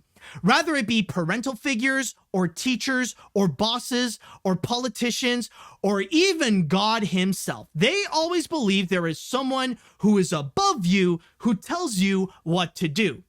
And the big goal for conservatives is to go and climb up that hierarchy so that they can have more freedom to do whatever they want and that they can be the ones telling others what to do. And it immediately starts right when you are born. Because right at birth, that's when the indoctrinations immediately begin. That's when conservatives go and immediately tell that baby, okay, well, you're born this gender, so that means you should have this interest, this interest, this interest, and this interest. You should be this way because that's how you are born, because you are born with that specific gender. And unfortunately, it gets even worse when you get into marginalized groups, because then that's when they would go and separate it onto how many privileges that they can go and get. Okay, well, you're born a woman, that means you can only have this amount of privileges. Oh, you're born black or you're a person of color, you're not born white. Well, that means you can only have a small portion of privileges. Here you go. Oh, you're a white male. Well, then take all the privileges that you can get. Oh, you're born autistic. Well, all these privileges would be too much for you. Here, you can only have a small amount of privileges. You'll have fun with that. You know, they would go and keep doing, they would keep going into that kind of indoctrination that you need to have this amount of privilege, you need to have this amount of interest, and they keep hammering that right when they are born. Now, there are those cases, there are some cases, like this doesn't happen to all conservatives. There are a few in which they would actually go and have more freedom. They can have their own freedom of choice of what to do with their bodies, who they can go and love. Like in that regard, that's perfectly fine. But sadly, at the same time, there are also other cases in which there are other people out there whom they don't have choices in their lives. They have been indoctrinated to the point where they're just being told, where everyone tells them what to do. Like there are people who are told which jobs that they should have. There are people who are being told how many babies that they should have. There are people who tell you, like, it even gets worse when like they tell you that you should, when they give deadlines to you, like, okay, well, at age 30, that's when you should go and be married and you already buy a house and you should already have at least 4 children. Like there are those people who have those kinds of lives in which they never had a choice whatsoever. And the thing is, if you go beyond those rules, if you go beyond what those indoctrinations would go and tell you, that you should have these kinds of interests, that you should go and have these kinds of jobs because of who you are genetically and stuff like that, or who you are genetically when you are born, then that's when they would scold you. That's when they would gaslight you. That's when they would bully you into submission to force you to go things into their way. Because in the hierarchy, they are on top of you and they tell you what to do. Again, indoctrination is a part of life. So the thing is, when they see people who are either part of the LGBTQ plus community or that they are trans, they don't comprehend, they do not comprehend that people can have that autonomy. Autonomy almost does not exist in conservative cultures. Autonomy is something that only the most privileged can actually go and get. So when they see people that they would fall in love with someone of the same gender, or that there is someone who would go and or they would transition their gender to become someone that they are a lot more comfortable with, like that really does not compute. So the way that they try to comprehend is that they believe that there must have been someone, or they must have been indoctrinated to think that they must go and do this. They don't think people have a choice whatsoever.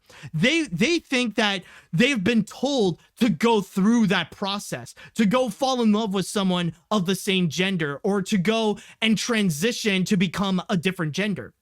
They think that's what they are doing. So so the reason why they would keep using this indoctrination excuse is because that's how they comprehend the world. And considering the amount of stubbornness that the usual Republican would have, they don't want to listen to the other side. Like, they've been antagonizing the left so much that they don't want, they don't care about reasoning. They just care about making things go their way and to make sure that the status quo does not get broken. They don't understand that anyone in the spectrum of the hierarchy can have autonomy. They don't get that. So for them, they just want to go and make sure that their status quo and that their understanding of life can make sense. Because again, they don't get that anyone can have that kind of autonomy. And it's even worse when you do see the higher ups in that hierarchy. They especially hate that people can have that choice of either being gay or being trans or whatever, because then at that point they would lose power. If they lose more and more of the ability that they can go and choose, they can go and tell others what to do, then their hierarchy system would just go and be completely broken. So for them, it's to go and maintain power. It's to maintain the ability that they can go and tell the people below them what to do, including their bodies. That's why nowadays, it makes so much sense that Republicans in general, they are against choice, not just on abortion. It's not just, they oppose women having control over their own bodies. They just oppose people having choices whatsoever, because they only want the higher ups, the ones who are on the top of the hierarchy, for them to go and have a choice. So that's why they believe that something like Strange World would feel like indoctrination.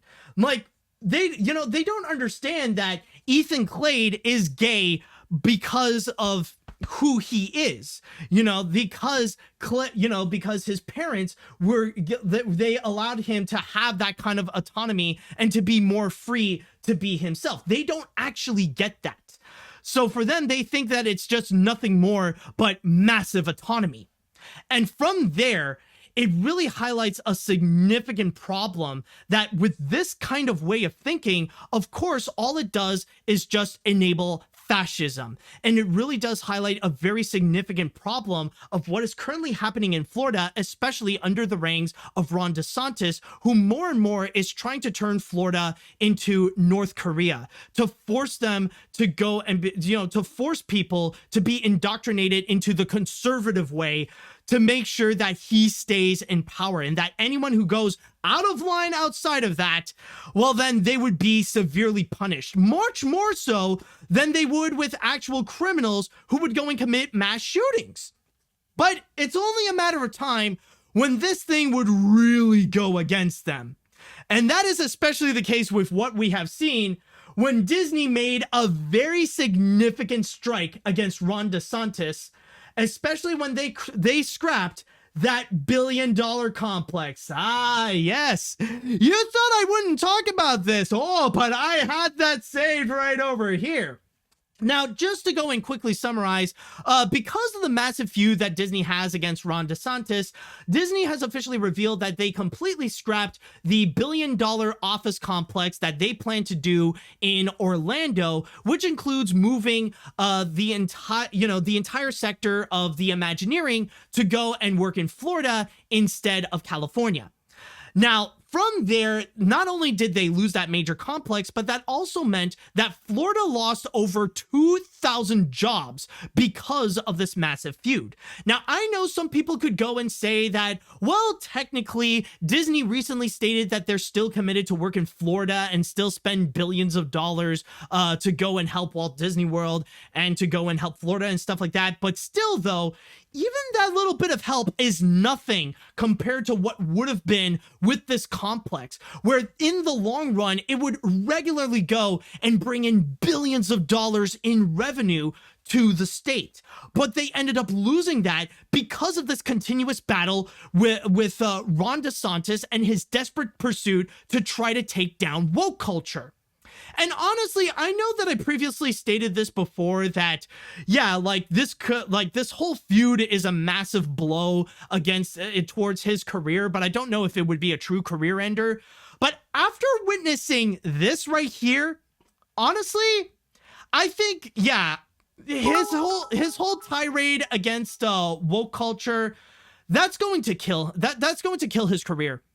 Like right then and there, Ron DeSantis, like honestly, after he loses the court case against Disney, his political career is done. It's over.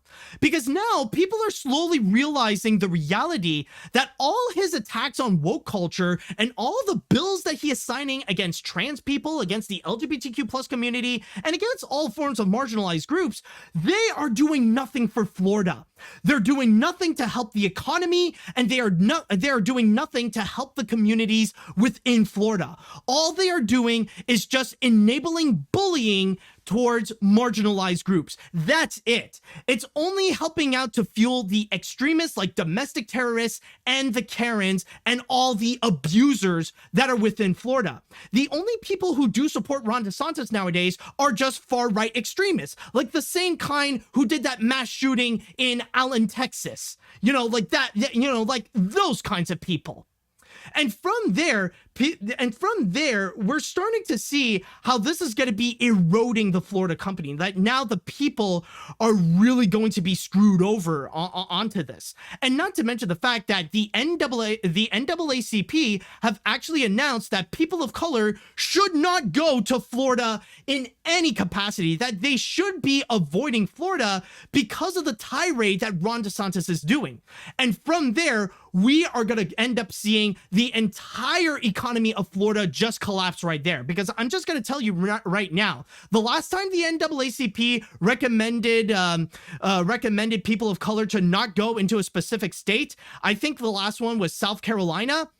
That state ended up getting screwed over so badly. Tourism went down the drain and the economy massively collapsed, all because they still wanted to wave the Confederate flag. And they had no choice but to take that flag down because of that. So I can imagine that the Florida economy is going to be collapsing because of this entire tirade, that it's not really helping anyone, and that what Ron DeSantis is doing with his attacks on woke culture, it's just destroying the economy. It's actually ruining Florida more so than actually helping it. So even Republicans are starting to open their eyes and say, okay, you know what? Screw this. If you're not actually going to help me and all you're going to do is just attack other people, then you know what? Screw it. Get rid of Ron DeSantis. And because of that, that's why I feel like in the future, it's becoming more and more likely that we are legitimately going to see a blue Florida. Now, I know that that statement sounds absolutely insane. I know that sounds massively crazy, especially when Florida has already adopted a lot of laws that include gerrymandering and voter suppression. I get that. And I know that what I said was a bit far-fetched. But I'm just saying that the chances of a blue Florida in the next election or in the near future, they're not zero. And we're already seeing that effect where the people of Florida are turning against the Republicans. And that's especially the case of what happened in Jacksonville. Because believe it or not, for the first time in literally decades, the people of Jacksonville have voted for a Democratic mayor.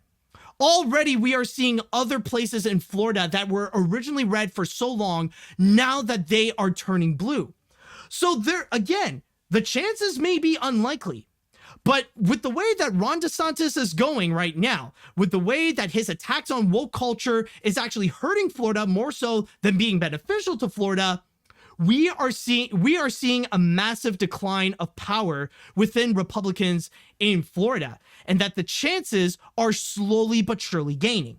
I mean, the Democrats still have a long way to go before they would go and actually gain Florida, but again, those chances right now, they are not zero.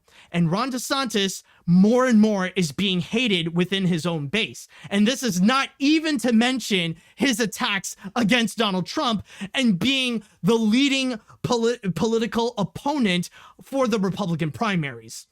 So all this is to pretty much say, it's to pretty much highlight that there is nothing that the people of Florida could gain when they would go and try to attack a woke culture, that they would treat something like showing Strange World as a crime. And this is going to be something that very soon we are going to see this, bite Florida in the ass, or bite the Republicans in the ass, because really, let me ask you, how is this helping anyone? How is making it illegal to watch Strange World illegal? Seriously, how is this helping anyone? It's no one, really. It's absolutely ridiculous. It's ludicrous. And this is just another example of how bigoted anti-woke people are, that people who would go and try to go on this massive crusade or make their whole personality to go and hate woke culture. It's freaking ridiculous. You have a mental problem if you don't support gay rights. If you really want to go out of your way to make being trans people or making the LGBTQ plus people illegal, like if you really want to go out of your way, you need to be sent to the hospital, because that's not conservative values. That's a mental problem. So I'm just going to go on a quick break, and then I will pass the mic on to you people, onto the chat wall, to go and ask you about your thoughts on the entire situation, because I know that what I've said is a massive mouthful. All right, now that we've had our little break and that the ad timer has been reset, now it's time I want to ask the chat wall, what do you all think about the entire controversy related to being investigated for showing Strange World, or the current status of the big battle of Disney versus DeSantis? Let me know what you all think on this. Let's see now. This is shameful. Investigating a teacher over showing a Disney movie in class is just shameful. This is about criminalizing someone for mentioning gay stuff, and it feels disgusting considering how what Florida has become. I just went through the worst week in my state of North Carolina, where the Republicans overrode the veto of the NC Democratic governor just to make a 12-week abortion ban legal. And seeing this news just saddens me. I hope a lot of people go out and vote for Democrats in 2024. Well, not only that, but also give hell to the Republicans, make their lives a nightmare as much as they want to make the lives of marginalized people a nightmare. Like, also make sure that they don't get away with it, not just vote, but also take more action against them. Let's see now. Lord Almighty, this is one of the scenarios that the Don't Say Gay bill, this is one of the scenarios in the Don't Say Gay bill.